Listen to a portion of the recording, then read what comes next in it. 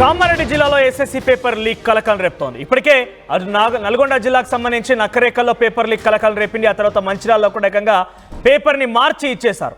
So ఈ ఘటనలు మరొక ముందే మరోసారి 10th క్లాస్ ఎగ్జామినేషన్లో పేపర్ లీక్ కామారెడ్డి జిల్లాలో కూడా కలకలం రేపింది. జుక్కల్ జెడ్పీ హై స్కూల్లో ఈ పేపర్ లీక్ జరిగింది. గణిత మ్యాథ్స్ క్వశ్చన్ పేపర్ని లీక్ చేశారు టీచర్లు. కొన్ని ప్రశ్నలని పేపర్ పై రాసి బయటకు పంపారు ఇన్విజిలేటర్. విచారణ చేపట్టారు విద్యాశాఖ అధికారులు. Chief superintendent Sunil, department officer Bhima, invigilator Deepak ను సస్పెండ్ చేస్తారు డిఈఓ. దీనికి సంబంధించి మనం బిగ్ బ్రేకింగ్ న్యూస్ చూస్తున్నాం.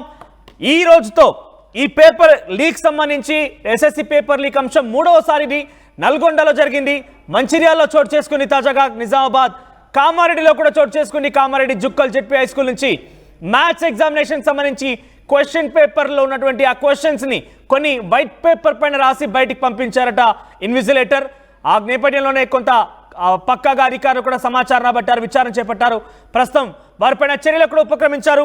దానికి సంబంధించి బిగ్గెస్ట్ బ్రేకింగ్ న్యూస్ చూస్తున్నాం మనం. Chief superintendent Sunil, department officer Bhima, invigilator Deepak ను సస్పెండ్ చేశారు డిఈఓ.